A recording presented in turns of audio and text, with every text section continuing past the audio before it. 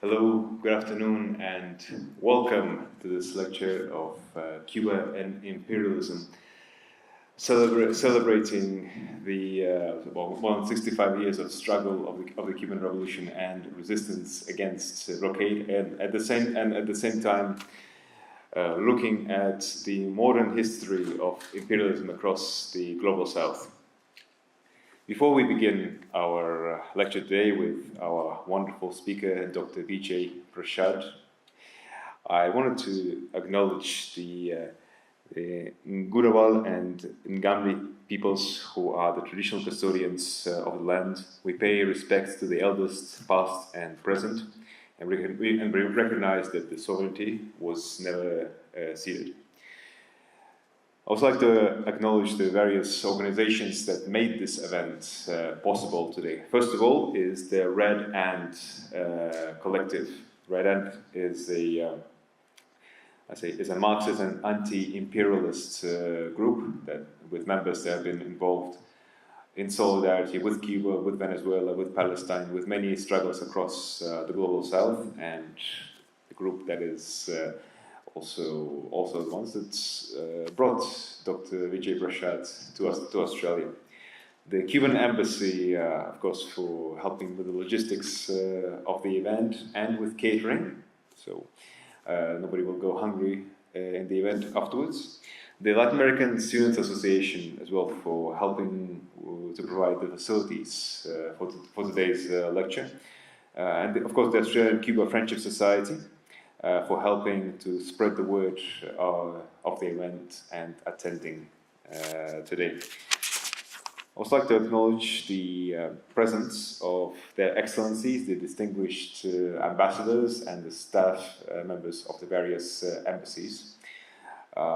Embassies of Venezuela, of Mexico, of Peru, of Ecuador, and I believe others are also on their way. And of course, the distinguished Tanieres Dieguez, Her Excellency, the Ambassador of the Republic of Cuba here in Australia. Before I give the words to our brilliant, wonderful, passionate Dr. Vijay Prashad, first I wanted to pass the words to Her Excellency Tanieres, to help us introduce the topic of discussion today. Thank you very much. Can you hear me? Yes? Yes. Okay. Thank you so much for being here with us today and for your support and for your solidarity. Well, I'm going to be brief and to make only a few comments. I would like to begin by acknowledging the First Nation people of Australia who are the owners of the land in which we are today, and I acknowledge and pay my respect to the elder past, present, and emerging. It is an honor for me to say a few opening words of the presentation of this book on Cuba, Reflection on 70 Years of Revolution and Struggle, by author Noam Chomsky and Vijay Prashad. I am grateful for Vijay's keenness to came here and made this presentation of the book here at the Australian National University, as well as the Red Ants for facilitating the presentation, and LASA for facilitating the venue, and the Australian Cuba Friendship Society Canberra branch for being here with us, as well as the coordinator of the Southern Cross Brigade. Thank you for being here. I would like to acknowledge the presence here of the Ambassador of Mexico, Ecuador, and the other colleagues from the Diplomatic Corps and the Charge d'Affaires of Venezuela as well. Thank you for being here with us. It has a very importance for me. Well, this book, with a presentation by our president, Dr. Miguel Díaz-Canel Bermúdez, is important for Cuba. Our president expressed in the prologue, Chomsky and Prashad have always defended our right to exist and prove that the struggle for the emancipation of humanity has not been in vain. This is a book, this is a work with a profound historical content, which not only describes certain history facts, but also points out the best and the deepest value of the Cuban people, their solidarity, their courage, their capacity of resistance, their struggle for independence and sovereignty, and their fight for the emancipation of the humanity. The book, with a clear and direct languages, also points out how the Cuban Revolution has been emancipatory in the midst of historical contexts where the cultural hegemony prevailed, where independence opportunity is trying to restrict critical thinking through the manipulation of the information. This is a work that invites reflection, critical analysis, facts, of the great transcendence in the history of the Cuban Revolution, and also speak of the worldwide solidarity that Cuba has received through almost 70 years of the revolution. And to this solidarity, more than ever today, I would like to thank you, to thank this solidarity movement. Thank you for the support, for the commitment and love for our people. That solidarity was expressed at the United Nations yesterday. With the healthy price, I take the liberty of informing you that 187 countries voted in favor of the resolution, the need to put end to the economic, commercial, and financial blockade imposed by the United States of America against Cuba. Thank you so much. Has been overwhelmingly endorsed by the international community for more than 30 consecutive occasions. Among the nations supporting this resolution is Australia. I think, and I take this opportunity to say on behalf of our people to Australia, consistent position in favor of the resolution many years.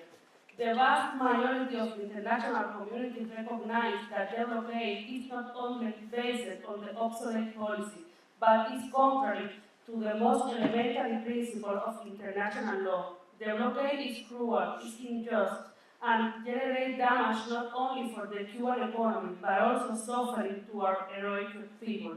This is an issue that is also discussed in the book, the effort made by our people to cooperate with the most in need in spite of our difficult times. And the fact is, as the Commander-in-Chief Fidel Castro used to say, our people do not give what they have, to spare they share what they have. And this is a principle and value that has been formed for many years on the Cuban generation. I remember in a very murky manner when the Hurricane Katrina disaster in the southern of the United States, and we immediately offered doctors, and we immediately formed the Henry Griffith Brigade with the name of an American who had fought in the Cuban national independence war. We offered blood, we offered plasma. However, when we were in the worst moment of the COVID-19 pandemic, it was not possible that the United States government would make an exception to the U.S. embargo to send oxygen for the Cuban people. However, Cuba was able to make its own vaccines, was able to vaccinate the population, including pediatric population, and we were able to help others sending vaccines and medical brigade in these difficult times. These are facts impossible to forget, and these are the consequences of these policies that must end immediately. In order to not worry you too much, allow me to conclude by expressing the importance of presenting work like this, books like this, because the new generation,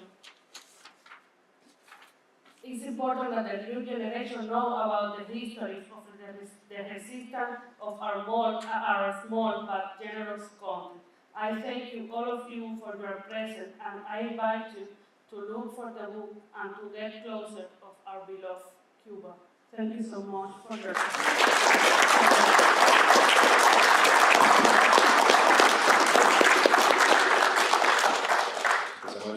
Excellency, the Ambassador Danieles Diegues of the Republic of Cuba. Also forgot to acknowledge the great work that was done by the Communist Party of Australia Canberra branch in spreading the word of this event. So thank you very much for this. Now it's come the time to invite our speaker. Dr. Vijay Prashad is an author of more than 30 books in the last 30 years. He's the director of the Tricontinental Institute. He is the editor and chief correspondent of Globetrotter. He was one of the founding members of the BDS movement, if I understand, in the United States, and the list goes on and on and on. So, without further ado, Dr. Vijay Prashad.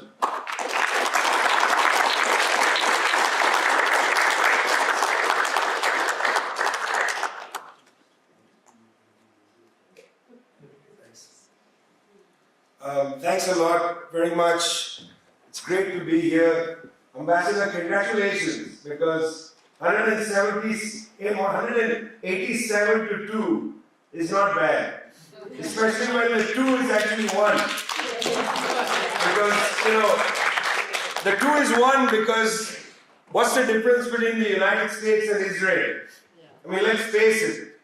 In this genocidal war happening against the Palestinians, is there really a difference between the two? So it was really 187 to 1, which is a really extraordinary victory. 32 years, almost consecutive, 1 year missing because of the pandemic. Otherwise, Cuba would have a perfect record at the United Nations General Assembly, perfect record, that the entire world has said that the blockade is illegal, which it is. That's a factual statement, not a moral statement. It's a factual statement because if a country, a member of the United Nations, wants to place third-party sanctions on another member of the United Nations, they have to get a Security Council resolution under Chapter 6. And since there's no Chapter 6 resolution in the Security Council, this blockade on Cuba is entirely illegal, which is why for 32 years the whole world has voted to say that it's illegal. And not only illegal, it is ghastly. And I'm going to come back to the ghastly in a minute. But look at this. Surprisingly, Argentina voted with the Cuban people. What was the reaction in Buenos Aires? Javier Milei sacks the foreign minister, who, by the way, is not a progressive. She's a pretty nasty character, Diane Mondino. If you read her record, you'll be quite shocked. Indeed, she was the first cabinet minister to be picked by President Javier Milei. But he sacked her on this. He didn't sack the ambassador to the UN, he sacked the foreign minister. There is a vindictive streak amongst certain political forces in the world against Cuba. There is a vindictive, sadistic streak. And I want to come back to that in a minute at some length. This is not about politics. There is something vindictive and sadistic. Something about Cuba that bothers certain political forces in the world. I might name them later. But at least let's have this on the record. It's not just that he was angry with the vote in the UN. He sacked his foreign minister. It's not common that on the basis of a UN vote, a foreign minister loses their job. It's very unusual. I've followed United Nations for many years, and I haven't really seen this kind of thing happen that often. So we really need to take it seriously. This was one vote on Cuba, the 32nd of its kind, and the foreign minister lost her job for this vote. And what was the vote? Pretty straightforward world vote against an illegal and ghastly blockade. It's a pretty straightforward vote. Moldova abstained, but that had to do with Moldova's own politics. That had to do with Moldova and the United States and the search for some stability for their presidential election. That had nothing to do with Cuba. That was Moldova effectively trying to get a better deal so that there's no what they consider color revolution in that country. It's a completely different, separate issue. They didn't abstain because they don't agree. In fact, it would have been 188 to 1. Don't forget the 2-1. Don't be misled by the 2. That was the vote yesterday. Now the question arises, and I think this is the central question for humanity, is why does the United States persist in an illegal and ghastly blockade against a country of 11 million people? This is less than the population of New York City. The United States is a country of 320 plus million people. What is its problem with Cuba? That's the principal question that must be answered. What is the problem that the United States has with Cuba? And I want to spend a few minutes going over that, because that essentially is what Chomsky and I tried to work out in this book. The book is called On Cuba, but it's really on the United States' obsession with Cuba. It's more about that. Why is the United States obsessed with Cuba? Mexico is a much larger country, shares a large border with the United States. Canada is a much larger country in area, shares a border with the United States. There are so many island nations in the Caribbean.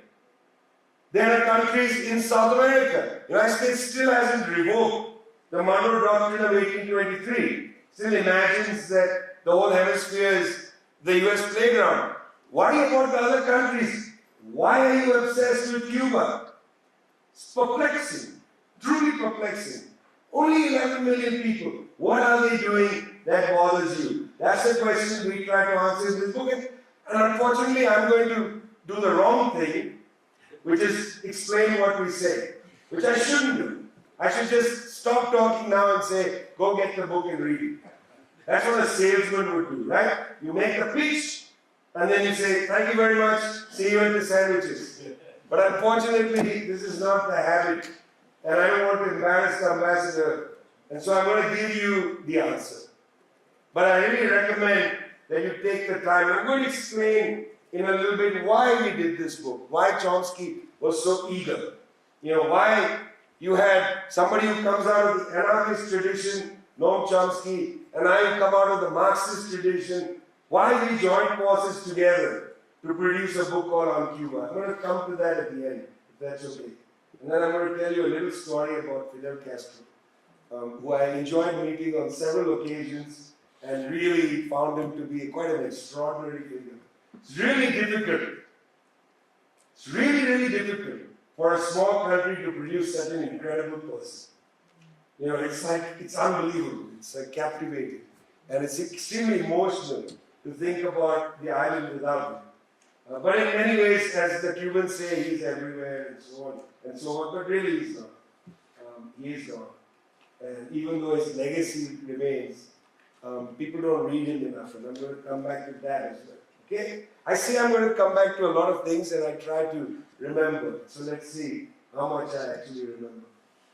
First, in fact, the United States has been obsessed with Cuba since the American Revolution of 1776. It doesn't start in 1959. There are two phases of the obsession. The first obsession is really interesting. It goes back to about 1804, when the Haitian Revolution takes place. When the people of Haiti overthrow the economy of slavery led by Toussaint Louverture. When the people of Haiti overthrew slavery and decided to create a republic of free people based on the principles partly of the French Revolution and partly of traditions that they remember from their African past. When they did that, there was a panic amongst slave owners in the United States because they felt that the example of Haiti would come to the southern states and rile up people to rebel against the hideousness of slavery. At which time, leading economists of the US South began to think about the economy of the Mississippi River into the Caribbean. That somehow Cuba was going to be this linchpin, this entrepot, the Singapore of the Mississippi River. The entire slave economy was going to be governed, and Cuba was going to be the place where goods would go in and out of. The entrepot of the entire slave economy. And this was all going to be held by force, for which the United States needed to get rid of the Spanish. It is in that context that US leaders start to say things like patience. Cuba is like a ripe apple which will eventually fall into our hands. John Adams. Leaders of the revolutionary generation began to fantasize about taking Cuba into their possession. The Monroe Doctrine, James Monroe's Doctrine of 1823, which establishes that the hemisphere is the property or the protectorate of the United States and that European powers should not be there, is part of the US sense that Cuba was going to be an essential part of this river of dark dreams, the Mississippi, that governed most of the US economy. Well, it was not until 1898 that the United States was able to seize Cuba. Now think about this. 1898, Marx produced Capital, published it in 1867. This was just 20 years after Marx produced Capital. Most European socialist parties were just getting going. In 1823, when the Monroe Doctrine was put together, in the early 1800s, when people like Adams were talking about Cuba's going to fall in, there was no communism. There was no Cuban Revolution. There was no Fidel Castro, Che Guevara. But he still wanted Cuba. Cuba was to be an important part of the US landmass. You'll forget, most of you might forget, that this was the time when the United States went to war with Mexico and seized 1/3 of Mexican land. Texas, Arizona, New Mexico, California, and so on. There was a sense that this entire region should be under the command of Washington, D.C. It's a very familiar kind of logic that you're getting out of Tel Aviv now. That it's not just the West Bank, it's Jordan, it's Syria, it's Iraq. All of this is a greater, Israel. The United States had this vision at the time. It's written about by their leading intellectuals and politicians. But this is long before the Cuban Revolution. So part one of this idea that Cuba is an integral part of the United States goes back to the American Revolution. It has nothing to do with Fidel Castro. That's one part one, this great desire. And eventually in 1898, the United States seizes Cuba by in fact betraying the revolutionaries in Cuba, earlier Jose Marti and then the others, stealing Cuba from their freedom struggles. Because they had won it against the Spanish. The United States annexes not only Cuba, Puerto Rico, which I was really quite shocked to see the way Puerto Rico was talked about in that Trump rally. If you haven't seen it, go watch it. And then of course Hawaii, which plays an integral role later in John Foster Dulles' island chain theory to defend the United States from whatever they fear on the other side of the Pacific. So all of this captivity of islands from Hawaii all the way across to Cuba, 1898, that seizure is long before the Cuban Revolution. So that's part one, the first indicator of why there is this obsession with Cuba. It's an old obsession. The second obsession is interesting. The second obsession has to go to the period just after World War II. After World War II, a number of countries began to try and establish their sovereignty over their raw materials. For instance, Iran, under Mohammad Mossadegh, attempts to have sovereignty over the oil. They nationalize the oil. The British and the CIA, the United States government, engineered a coup d'etat in 1953. Kermit Roosevelt organizes that coup d'etat. He's the grandnephew of FDR, the previous president of the United States. This is under Eisenhower. They overthrow the government of Mohammad Mossadegh and bring the Shah of Iran back to power. The next year, a very liberal politician, Jacob Arbenz, extremely liberal. His wife, on the other hand, was a Marxist and friend of the leader of the Communist Party of Guatemala. But Arbenz himself was a liberal.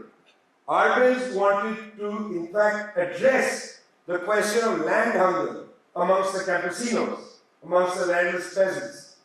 Arbenz land reform law, if you read it, is extremely basic. All he was saying was that excess land owned by United Fruit Company should be expropriated and distributed to landless farmers. That's all Arbenz was saying. And by the way, during this period, a young Che Guevara was living in Guatemala City, learning Marxism from his then wife. You see this thing about all the wives being Marxists and the men learning Marxism from their wives? Seems to happen quite often. All Arbenz was doing was liberalism. Arbenz wasn't attempting to do something truly radical. He was trying to use excess land, land that United Fruit was not even utilizing. Now it was bad luck for Jacob Arbenz that the stakeholders in that company, United Fruit, happened to be the Dulles brothers, John Foster and Allen Dulles. One head of the CIA, the other head of the State Department, Secretary of State. They were actually major shareholders. Their family was the Dulles family in United Fruit. And the CIA then attempts a coup d'etat against the government of Jacob Arbenz by bringing in an ex-military guy, pretty ramshackle attempted coup. But Arbenz, being a liberal, didn't take advice from people who said you got to defend yourself. If you're going to go against a big company, you have to defend yourself. He didn't do anything. And the Guatemalan coup d'etat takes place in 1954. Arbenz is stripped naked in the airport before he's sent to Mexico City, and then very shortly thereafter is found dead in his bathtub. Till her dying day, his wife said she was killed. It's most likely that he had been destroyed by the coup and the humiliation and killed himself. This is what was the context. This attempt of young countries after World War II to try to establish their economic sovereignty. Sovereignty over, in the one case, oil, in the other case, land. And it was not permitted by the United States. This is extraordinary because it's one of the most well-known, these examples, Iran and Guatemala, extremely well-known. And yet, even at the time, those examples did not start to characterize US power. The United States still stood for freedom. It's extraordinary, despite in broad daylight, when they even acknowledged the coup d'etat, there was no sense that the United States was acting in this way against freedom-loving people who wanted to do what? To invade other countries? No. To establish the sovereignty over their raw materials and land. In 1959, eventually, when the revolutionaries come into Havana, their agenda is unique. Okay? Now, if you were in the CIA and you were able to get access to, which was freely available because left-wing groups, even in the United States, translated and circulated it. If you were able to get access to Fidel Castro's extraordinary speech from 1953, which is now known as History Will Absolve Me, if you read the speech, Fidel lays out in that speech exactly what a government that he would lead would do if it came to power. He explains it all. You know, it's extraordinary.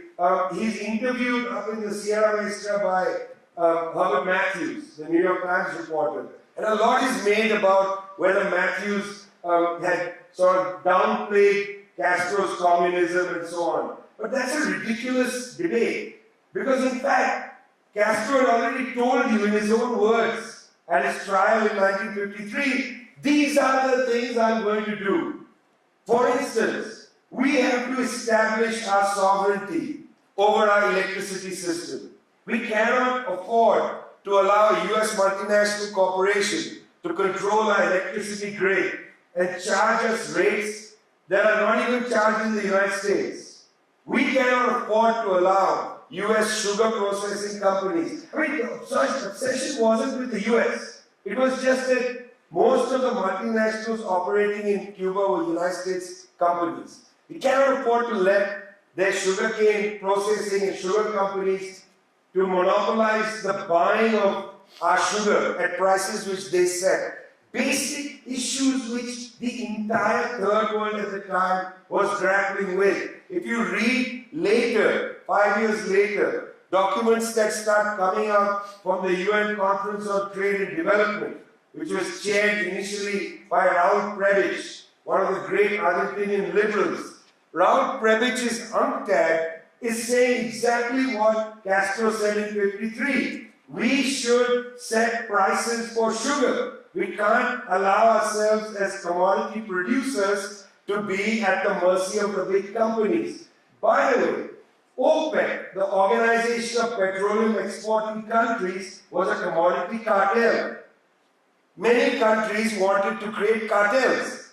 Jamaica was desperate to create a bauxite cartel to control the prices of the raw material for aluminum. The bauxite cartel would have worked, and Jamaica would have been a different country today if Australia hadn't sabotaged the attempt to build a bauxite cartel. Australia is a major producer of bauxite. There was a rice producers cartel, for instance, anchored by the Thai government. They very much want. So this cartel business wasn't about the left. After all, the government in Thailand was a monarchical military government.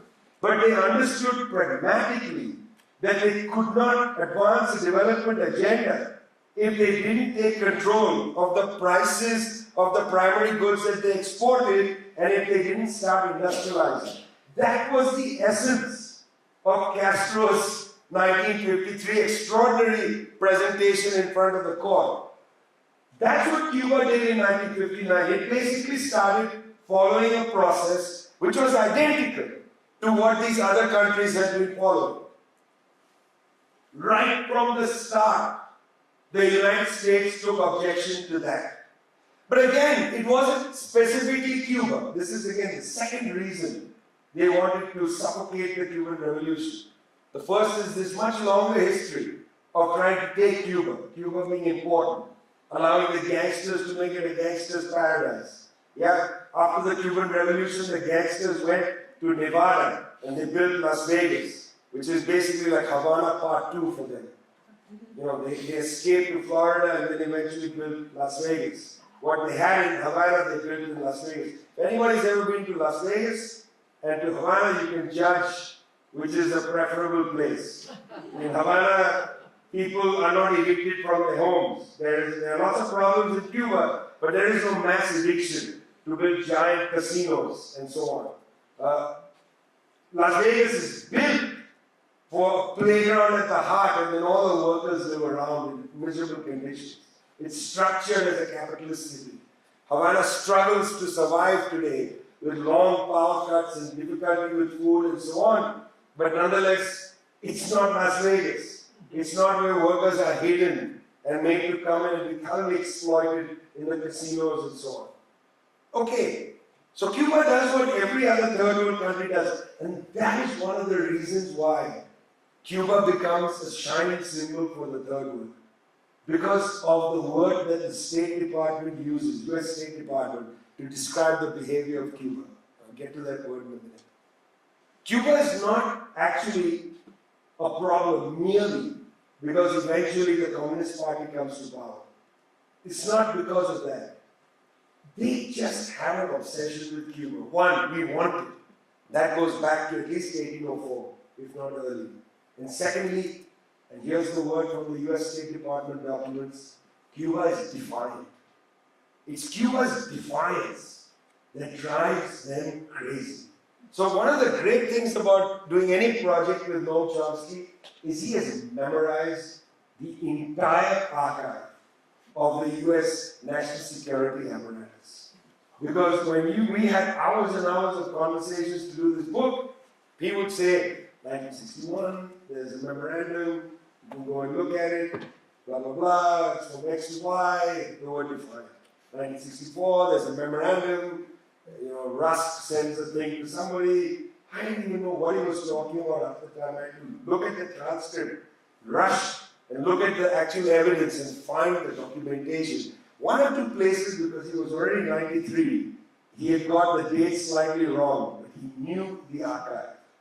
And we tracked systematically how the United States government was driven crazy by the defiance of Cuba. So one of the key words that explains why the US government is driven crazy by the Cuban Revolution is defiance.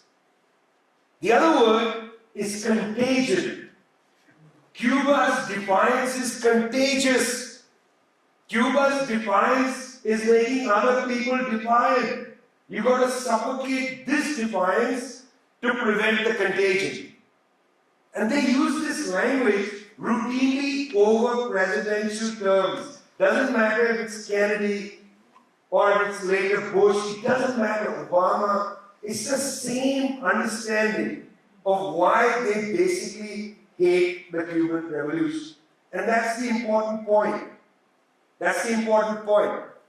Cuba is defined. Cuba's example is contagious. But it's not Cuba itself that's defined. It's not the Cuban people that they are outraged by the Cuban Revolution. It's the Cuban Revolution that is defined. It's the Cuban Revolution that is contagious. It's not like the US government have a racial antipathy to the Venezuelan people. They'll be quite happy to deal with Maricorina Machado and Edmundo Gonzalez and so on. They have a problem with the Bolivarian process. They don't have a problem with Venezuela. It's like the Americans don't have a problem with Cuba. They were quite happy with the Cuban exiles sitting in the United States. They have a problem with the Cuban Revolution. It's not Cuba that's defined. It's a politics of it. It's the Cuban Revolution that's defined. And this is why we believe that from 1960, at least 1960, the United States has tried to suffocate Cuba. From at least 1960. Because they cannot tolerate that Cuba is not theirs. Number one, that goes back to 1804. And secondly, they cannot tolerate the defiance and contagion of the Cuban Revolution. That is just an outrage to their sensibility. They have to prevent that. Because what if Cuba spreads elsewhere? And I was very interested when we had our long conversations. You bring things up, I would bring things up. And I was very interested in this idea of contagion. What does that even mean? And of course we know that Che Guevara goes to Africa and attempts to build a FOCO there, in Congo, in Tanzania. Eventually Guevara goes to Bolivia, builds a movement, but then is killed. But Guevaraism, the FOCO strategy, doesn't die. It's there in Venezuela with Douglas Bravo. I was there in the 1990s, before Chavez won the election in 98. Had an opportunity to sit and talk to Douglas Bravo in his study where he had all these books about Cuba. Obviously the contagion is there. Hector Bejar, who became briefly foreign minister in Peru under President Pedro Castillo. Hector Bejar was in a Guevaraist revolutionary group in Peru. Wrote a terrific book about his experiences in that. These are all intelligent, sensitive people who got drawn into various forms of replicating the Cuban Revolution. The contagion was real. It wasn't a fantasy. In fact, in 1966, in Havana, there's the Tricontinental Conference, after which our institute is named, where people like Amilcar Cabral and others come and they replicate to some extent the Cuban Revolution in Guinea-Bissau. A very, very important truism of the US State Department, that the defiance is contagious. The defiance is contagious.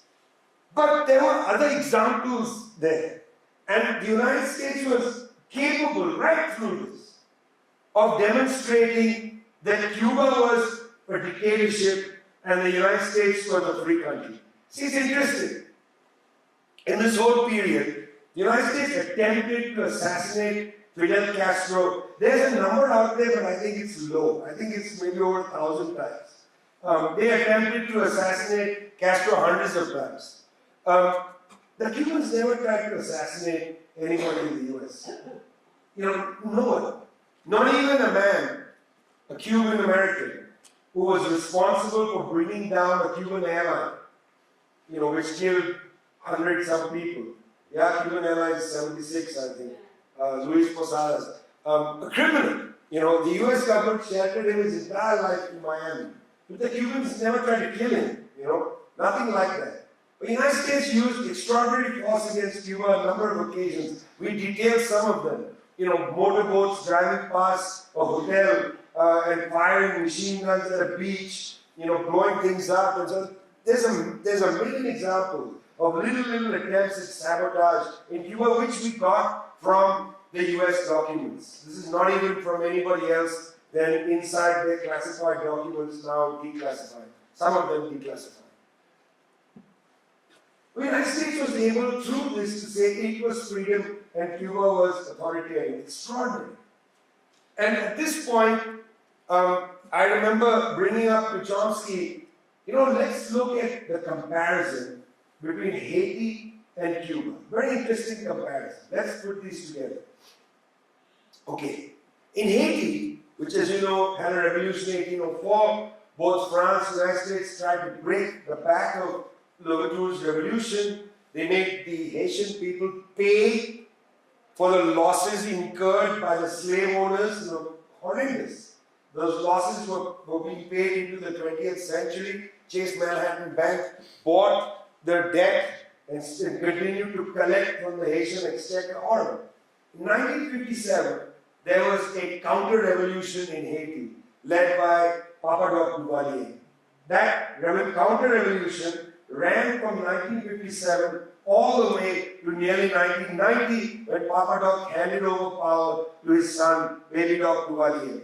The Duvaliers ran a death camp in Haiti. They had death squads. And this was documented by the US State Department's Human Rights Record, and yet the United States government backed Papa Doc and Baby Doc right through till the end. And then when the Lavalas movement comes, Jean-Bertrand Aristide wins an election, the United States tries to undermine him. All this is going on just beside Cuba. Cuba has a revolution 2 years after the Haitian Revolution.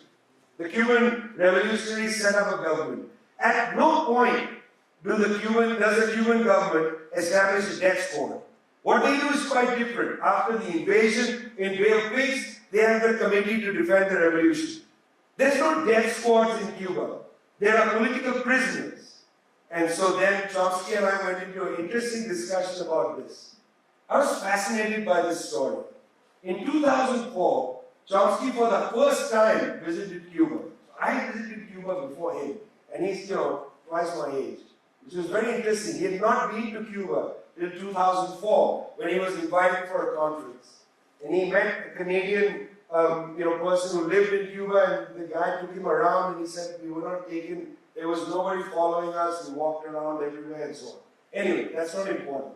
What's important is, when the government heard that Chomsky was coming to Cuba, Ricardo Alarcón, a very great statesman of the Cuban Revolution, who was the president of the National Assembly, invited Chomsky to come live on Cuban national television. Chomsky sits there, Alarcón says, it's going live to all people who want to turn on their TV. Okay. Chomsky starts to, it's extraordinary. Chomsky starts to ask Alarcón about political prisoners, because he doesn't think political prisoners should be there in any country. So he starts saying, why do you have political prisoners, what's the need, and so on. Now, in any country, the government would have a problem with somebody on national TV talking to you about political prisoners. It's a matter of some sensitivity. But Ricardo Alarcón let Chomsky finish, and then he made an argument. We are vulnerable, we have these attacks, and so on and so forth. There are people who are trying to overthrow the system, and he makes his argument. The debate is irrelevant. Chomsky says to me that what was extraordinary was that they never cut the feed. they just let our conversation, because Chomsky, he's obstinate. After Alarcon finished, he came back and said, but this and that point and the third point. And then Alarcon came back, repeated some things and whatnot. They never cut the feed. Okay. They shake hands. Chomsky goes back to, I think, Hotel National or wherever. Alarcon goes home. The next day, Alarcon comes to breakfast and says to Chomsky, we really want you to come to the National Assembly. We're going to have everybody there. And we'd like you to, share some of your thoughts about the situation in the world. And, I'll be your host. He's the president of the National Assembly and so on. So Chomsky says, fine. He's extremely convivial man. He doesn't have any airs. He says, fine, I'm happy to do that. Whatever you say. They go to the National Assembly. People are there. And Chomsky says to Alarcon in the National Assembly, why do you have political prisoners? Years ago I asked Chomsky, how do you deal with all the attacks on you? And his answer to me was incredible. He said, I'm arrogant. You're not bothered, you're just arrogant. So this is a good example of him also being stubborn. He just came back in front of the whole National Assembly. Why do you have political prisoners? And Alarcon makes the case, and they continue talking, and then they talk about other things and they go. When Chomsky was telling me this, he said something in reflection, which I think is important. He said, I'm at the time 93 years old, and I have written, so many books, and I'm been a professor at MIT, and I've been quoted all around the world, and I've been on television stations all around the world. He said, I have never been on TV in the United States. Never. He said once a local radio station in Boston near Cambridge where he teaches, once a local radio station had given one of Chomsky's books to a figure in the political world in Boston to review the book, and this man beautifully read the book, went to the station, taped the review, and somehow Chomsky got to know that on Thursday morning at 8:30 a.m., the time people drive to work, this review is going to be broadcast. A review of 3 minutes or 2.5 minutes of one of his books. So, Chomsky, who really doesn't bother reading reviews and so on, seemingly quite excited about this prospect. You can imagine him. He's quoted all over the world and so on, but he's very excited that a local radio station in Boston is going to play a book review of his book by somebody else. So he tunes it. The show goes on, no review. The show ends, no review. He thinks, well, maybe tomorrow. But the phone rings. And the young producer who had told him there's a review said, I'm very sorry. The director of the station called us up and said, we can't run the review of your book. So they pulled him. And so he's telling me this and laughing and saying it's funny. And also extraordinary, exemplary. That in the United States, people believe that they are a free country, but certain things just cannot be talked about. Whereas in Cuba, which everybody says is authoritarian, I could ask them about political prisoners. Now the thing is, it's also true that he's known Chomsky. And then when Noam Chomsky asks a question like that, you don't want to embarrass them. But what's interesting is, Ricardo Alarcon didn't shut him down. He continued that conversation, a philosophical conversation about what one does with a state where there is dissidence that goes beyond the bounds of dissidence and wants to overthrow the whole project and so on. They had a serious conversation, and he appreciated that. He said, that is the distinguishing feature, and yet it is Cuba that is considered a dictatorship and the United States that's considered a free country. A free country that is so desperate to overthrow a revolutionary project in such a small country of 11 million people. A revolutionary project that decided from the very first to be internationalist and not to merely be of its own. To be internationalist, because in fact, the export of doctors, literacy teachers, professors and so on is from the very start, despite the privations in Cuba. Despite the privations. In the 1980s, when the United States first put Cuba on the state sponsor of terrorism list, it was an extraordinary moment. Because in fact, the US had sponsored bombings of Cuban airlines, including one I just mentioned. And the US was harboring the man who planned and executed that bombing of a Cuban airliner. And Cuba hadn't actually done any acts of terror against the United States. So why did they place Cuba on the state sponsor of terrorism list? This is an important question. They put them on the state sponsor of terrorism list because Cuba was supporting guerrilla movements in South and Central America and on African soil. They were training people politically, in intelligence, and in some cases, of course, in armed struggle, to liberate their countries from horrendous regimes, many of them backed by the United States government. For that reason, the US government called them terrorists. Now, one of those movements was the African National Congress. And that's interesting. Cubans were backing the African National Congress armed struggle led by Spear of the Nation in the frontline states against apartheid South Africa, which the United States was not considering an outlaw nation. The US government backed apartheid South Africa. Very interesting that when the South Africans realized that they needed to wipe out the armed struggle in the frontline states, they invaded Angola and tried to wipe out the frontline state positions in Mozambique and Tanzania. At that point, in the 1980s, after Cuba had been placed on state-sponsored terrorism list, the Cuban leadership decided to send first intelligence officers to Angola to support the National Liberation Movement against the apartheid South African troops. And then eventually, when the situation seemed dire, as a last resort, the Cuban leadership sent Cuban troops into Angola.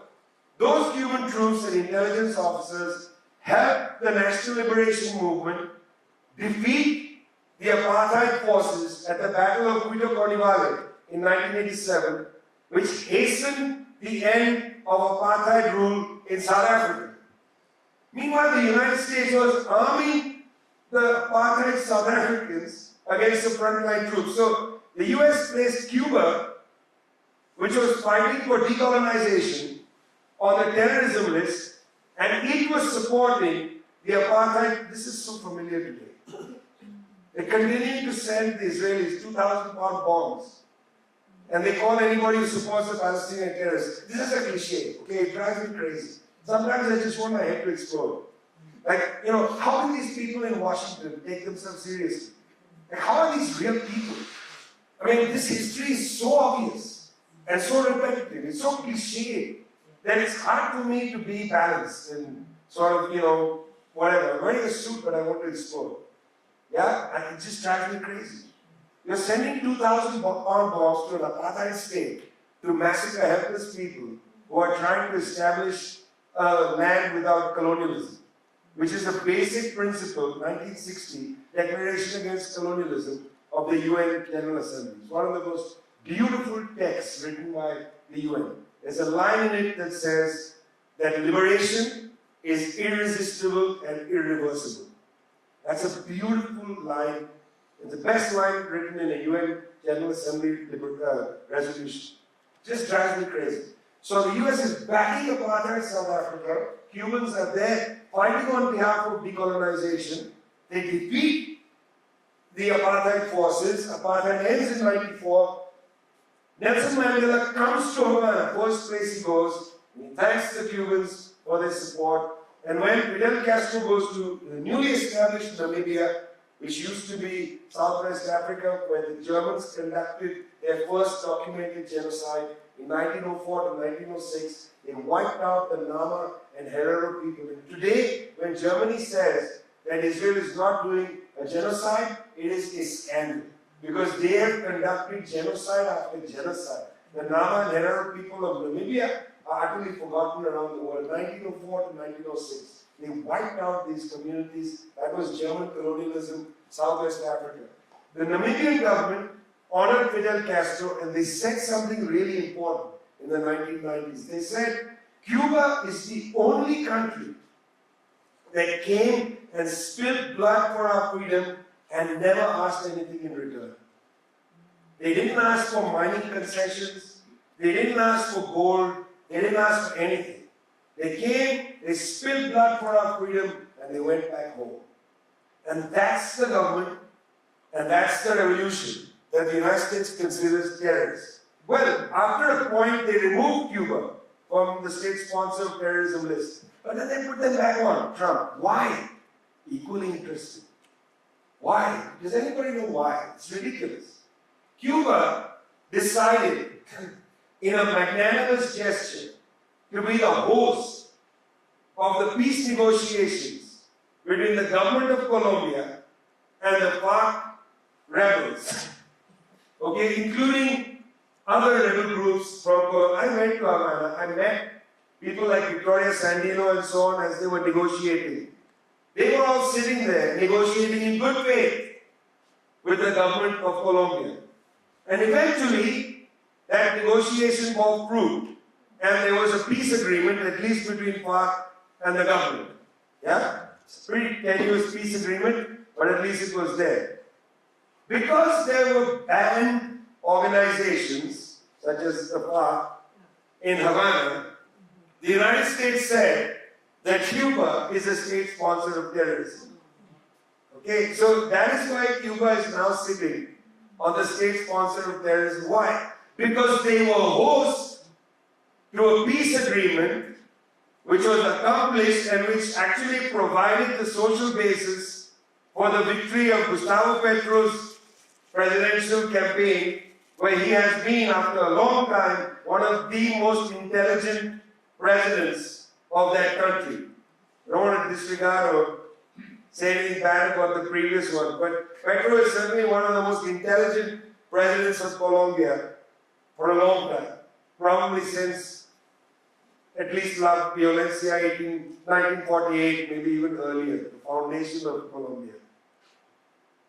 That's why Trump Cuba back on the state sponsor of terrorism list. It's extraordinary. I want to just end with a little story about Castro.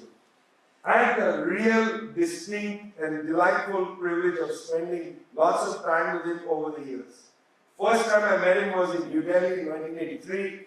I was just volunteering at the NAM meeting, and I was very lucky that I was one of the people who was in charge of the area where the Cubans were sitting. So I got to shake his hand. That was just my first contact. Never said a word to him, too scared, really. But at the World Conference Against Racism, I spent a lot of time with him because he was genuinely interested in understanding the question of caste in India. His curiosity was insatiable. He wanted to know everything about aerodynamics, about caste, he was fascinated by everything, absorbed everything. But my best memory of him is toward the end of his life. When I went to see him, and he said the following 3 words to me when I was leaving. So, some of you may know that Fidel Castro stopped smoking in the 1960s. All the pictures of him with a cigar are really when he was much younger. He stopped smoking years ago. 2 greatest products of Cuba are cigars and rum, in my opinion. So I love both. So I went to see him and I was smelling a little bit of smoke. And I walk in, and when I'm leaving, the old man says to me, he says, "No smoking." And then he says, "No drinking." And he says, "Drink moringa tea." Thanks a lot.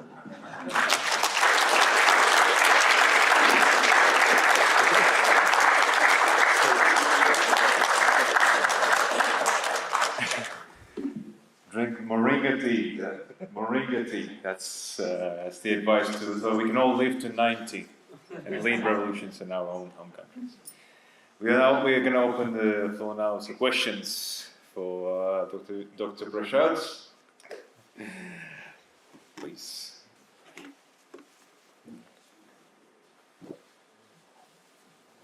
There. One. Why doesn't the United States just invade Cuba? Yeah. Well, it's a good question, because in fact, it's not that the United States hasn't tried.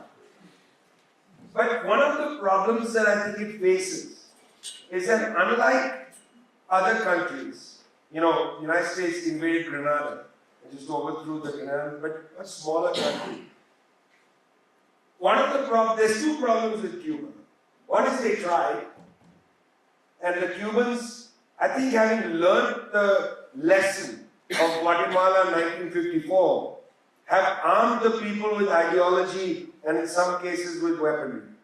So the Committee to Defend the Revolution, which is in every town and village neighborhood in Cuba, is not merely a paramilitary outfit that would fight any invasion, but it's also an ideological outfit.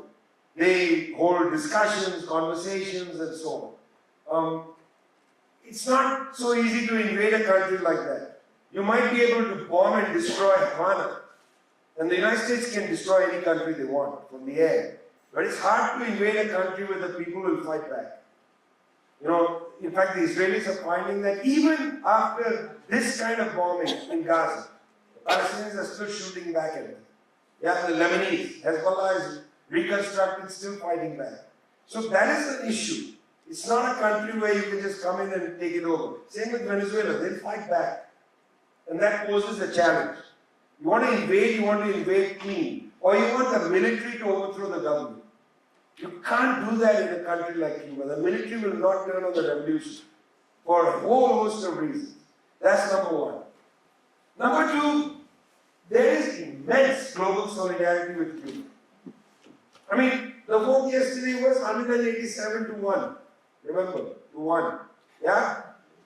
Imagine, the Mexican ambassador was here. Imagine what Mexico would do if the US went and bombed Cuba today.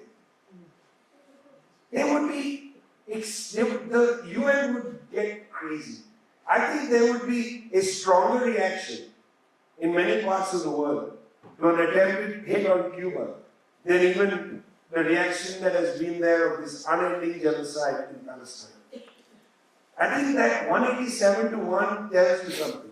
And the US read the message loud and clear. They are already at declining power. If they now try a shenanigan, for instance, with Venezuela, there was an election. The US was actually keen not to have this be a contested election. The US wants Venezuelan oil to go to Europe. They have miscalculated by telling the Europeans not to buy energy from Russia. Europe's energy prices have gone up. The United States pushed for the Barbados Agreement between the opposition and the Venezuelan government to straighten things out so Venezuelan oil can go. One carrier went in 2022 to Spain from Venezuela, one went to Italy. Others have been planned but not happened. They want this to be normalized. US has too many contradictions. They would prefer, it would be easier for them, go back to Adams. When the apple is ripe, it will fall in our hands. They don't want to reach up anymore and pluck it. That would create too much noise. I think they would be very happy if some electricity problems creates this mass unrest, an ungovernable, uncontrollable situation. What's really befuddling to me, and you need to, I think, come to terms with that, is that nobody seems to be able to break the blockade. Some ships go in and out. But why haven't the Asian and Australian, why haven't our countries come together and sent a power plant to Cuba? Brand new power plant. It's not that expensive. Compared to your budget, it's a fraction of the Australian budget. Why not? Why do people vote 187 to 1 and then not send material aid? It's people like you who are raising so many dollars and sending so much wheat or milk. That's nothing. Cuba doesn't need so many boxes of milk. It needs a power plant. It needs inputs for pharmaceutical drugs. The stuff the US blocks. They block all heavy machinery. So why hasn't I was thinking, where's the Chinese flotilla?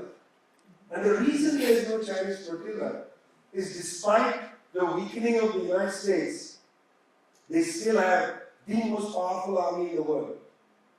The United States and NATO countries are responsible for 75% of world military spending.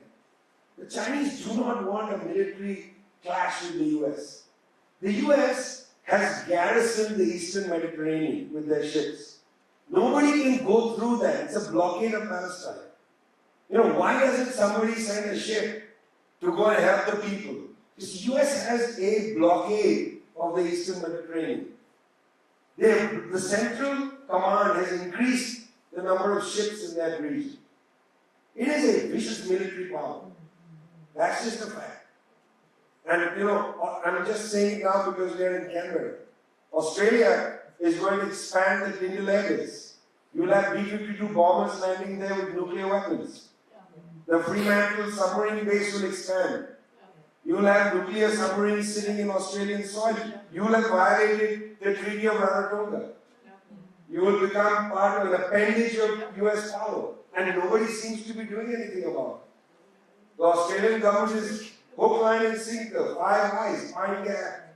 You know, these are all the elements. I was just in New Zealand. I met the daughter of the founder of the campaign for nuclear disarmament. They are just disheartened. New Zealand has just bought submarine spotting aircraft. Why? Why are you wasting your money on things that are not for you? You're spending money expanding Tyndall for the Americans. It's not for Australia. Your biggest market is with China. What are you doing? It makes no sense. And this is Canberra. And you have, you know, left Labour Party politics. What are they up to? Yeah, I know, exactly. What are they up to? You've got to build something big here. You've got to rebuild the peace movement. It has to be big. It has to stop this. Yeah, I know. You've tried for years and years. But, I mean, how can an entire country sit back and watch nuclear weapons just come into the country passively? What is that? I mean, where is the freeze movement, the CA? Where are these formations? Yeah? So that's what bothers me. Their military power is extraordinary and we are too scared to stand up against it. Military power, media power. Media power, too, yeah. Marcos? Thank you for the presentation. I have a question. When Carter was in government, there was a hope that something was going to change about Cuba. Didn't change. When Obama went to the election, I have the hope that he was going to be different and to do something. He said that he tried, but he couldn't, and I don't believe him. And now Kamala Harris possibly coming. Do you think it will be a change? Why would you even ask me that? Why? Because, for instance, when Carter was the president, he mined Managua Harbor. After the Sandinistas came into Managua, they blockaded Managua. They wanted to go and blast the whole country. That's Carter. That wasn't Reagan.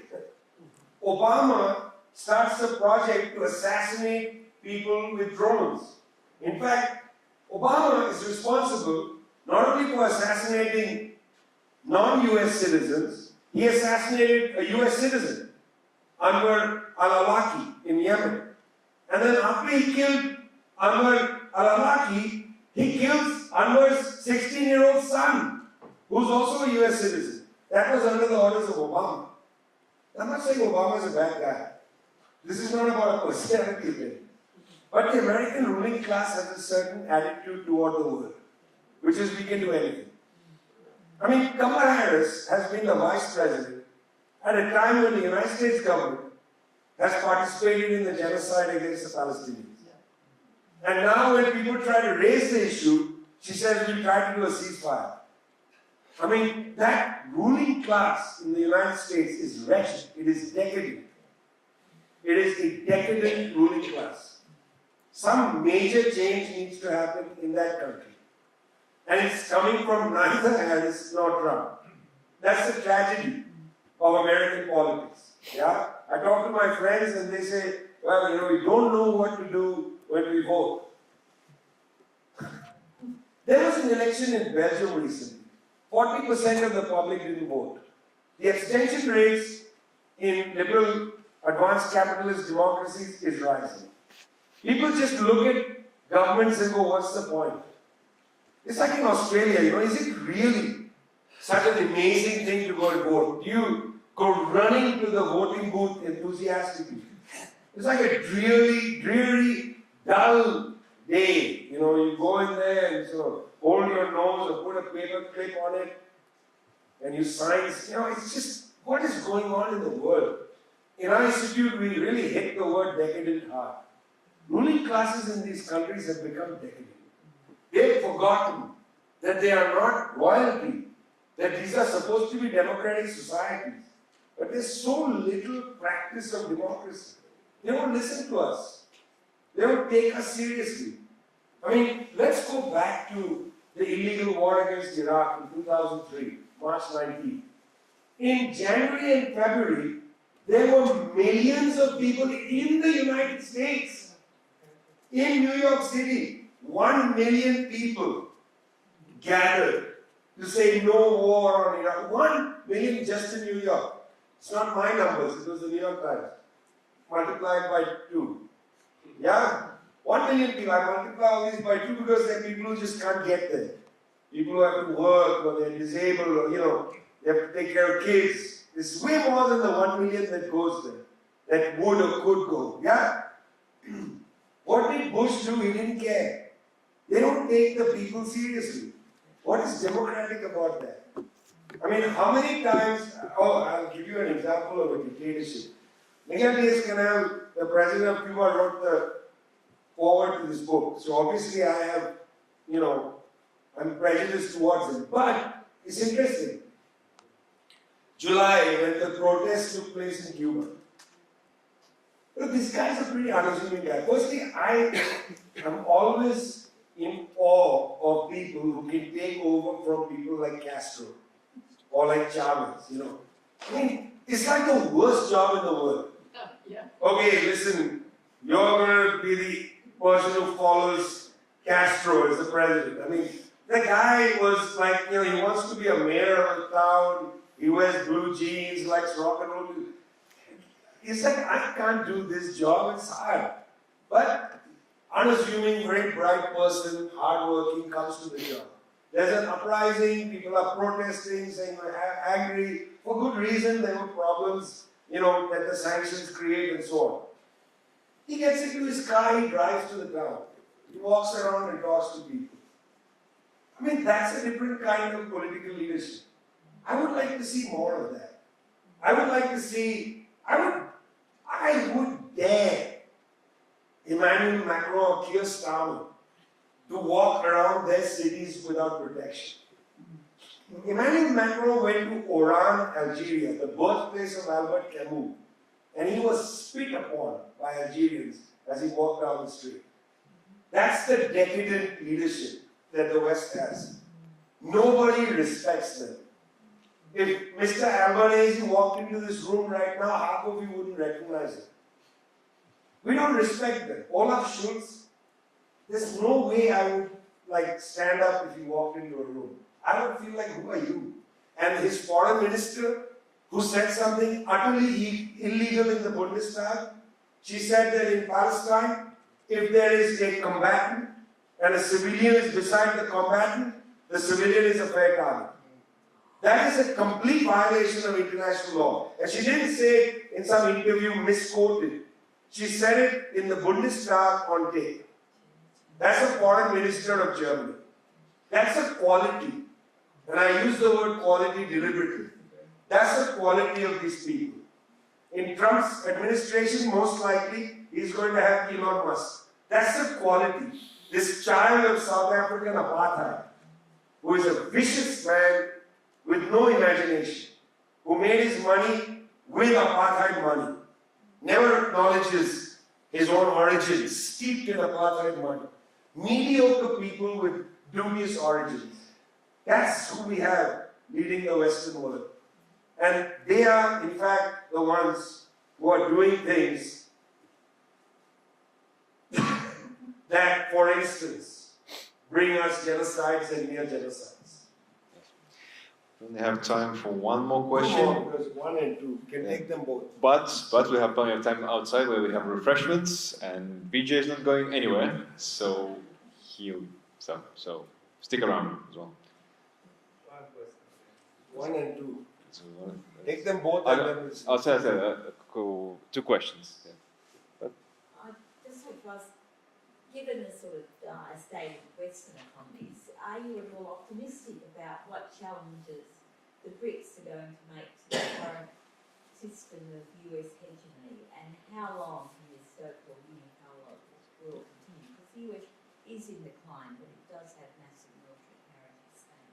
But are you optimistic that the BRICS will change this dynamic of the Excellent question. And one from here. I wonder what you make of an argument that's made to a lot of particularly Arab American voters and other voters in the US who don't want to vote for Kamala Harris. I mean, Bernie Sanders wrote something in The Guardian, was published in The Guardian, that, you know, I understand that you don't want to vote for her because of her complicity, but Trump will be so much worse, so you should vote for her. In the context of saying, you know, we shouldn't vote. Well, it's an interesting place we've arrived, where Bernie Sanders, who declares himself a socialist, says that the lesser evil is genocide.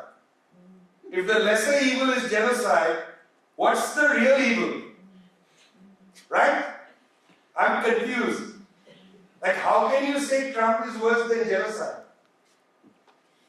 Maybe he is, but it's like genocide plus. Yeah?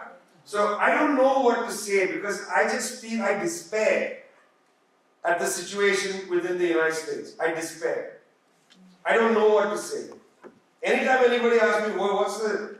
I don't know. I think the whole ruling class in the United States is pretty wretched and unimaginative. And sending all their money into tax havens and letting the country just go downhill. And they're not even... Look, forget it. You are like the United States B team. It's not like this is any better. I mean, why isn't there a high-speed rail from Sydney to Canberra? You know, it's a ridiculous country. Like, there should be a high-speed rail from Canberra to Melbourne. It's really a ridiculous place. Why should we? We took the bus, which was nice. But, you know, people have to fly. That's in New Zealand. I flew from Auckland to Wellington and Auckland to Palmerston. There should be a train. It's ridiculous. In fact, I've been on a train in country I won't mention because otherwise I'll be accused of being an agent for that country, but I've been on a train in a country where it just goes, you know, underwater and it's a high-speed rail. You can join the two islands of New Zealand and go from Auckland to Christchurch by rail.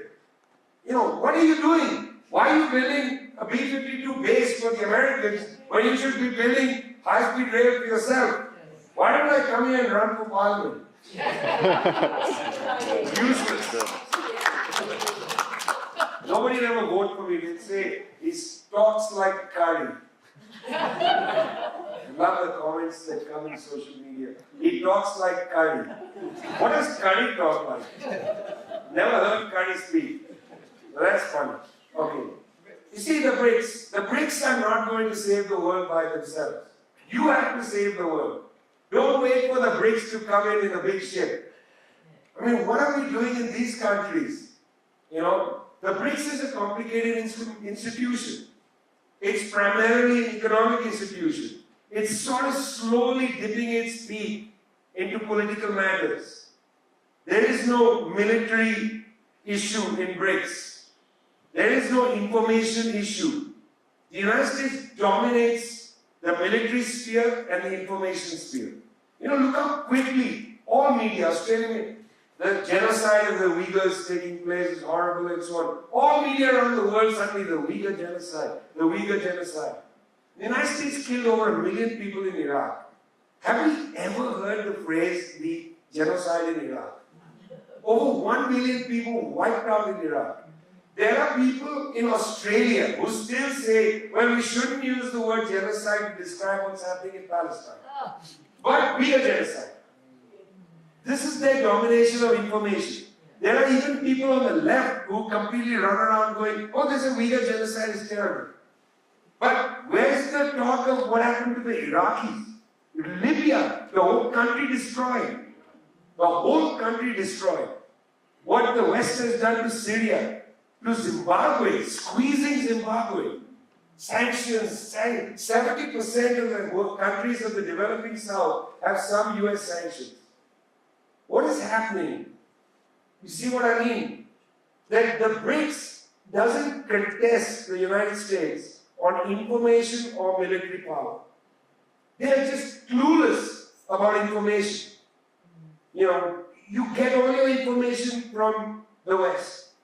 So every Australian news broadcast mimics CNN, ABC, whatever. You're not listening to what has the Chinese said about it. They don't care. It's all anti-Chinese propaganda, anti-Arab this, that. It's all basically mimicry of imperial information. Yeah? The Green Left Weekly. Yeah, if you read that, you think it's the Washington Post when it comes to Venezuela. Basically, it's basically the Washington Post or the New York Times. It's appalling. And that's the Green Left Weekly, mimicking US propaganda on China. Come on. Have you lost your mind? You're becoming puppets of the State Department and not even being paid by them. At least the old agents in the Committee on Cultural Freedom used to get paid. Now people are doing it for free. Go to the US Embassy, ask them for money. Tell them you're doing their job for them. Why are you doing it for free? So the video is very long.